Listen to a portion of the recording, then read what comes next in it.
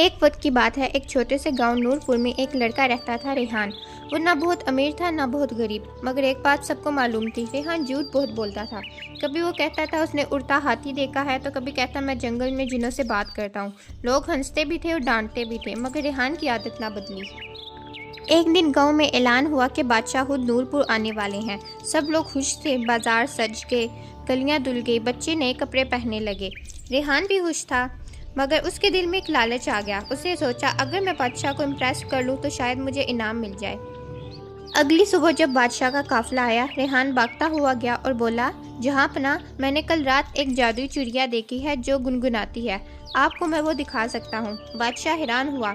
वाकई, अगर तुम सच बोल रहे हो तो मैं तुम्हें सोने का सिक्का दूंगा, और अगर झूठ हुआ तो मैं तुम्हें कैद में डाल दूंगा। रेहान के चेहरे का रंग उड़ गया, मगर अब बात मुंह से निकल चुकी थी।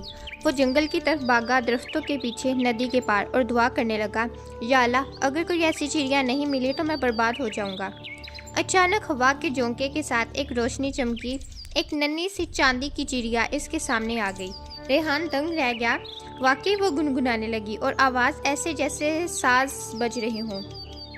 रेहान ने आंखों में आंसू लिए कहा, क्या तुम सचमुच हो या मैं कोई ख्वाब देख रहा हूँ? चिड़िया बोली, मैं सच में हूँ रेहान। तुमने आज पहली बार दिल से सच्ची दुआ मांगी, इसलिए मैं आई हूँ। मगर याद रखना, अगर तुमने दोबारा झूठ बोला तो मैं हमेशा के लिए गायब हो जाऊंगी।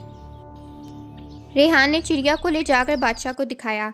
सब हैरान रह गए। बादशाह ने वादे के मुताबिक इसे इनाम दिया और कहा, रेहान, तुम खुश नसीब हो, मगर याद रखना, सच में हमेशा बरकत होती है। रेहान ने झुककर कहा, जहाँपनाह, आज मैंने जाना कि झूठ वक्ती खुशी देता है, मगर सच दायमी इज्जत दिलाता है। तब से रेहान ने वादा कर लिया कि वो झूठ नहीं बोलेगा, और जब भी वो सच बोलता तो कहीं दूर वही चांदी की चिड़िया गुनगुनाने लगती थी। हमारे चैनल को सब्सक्राइब करना मत भूलिएगा।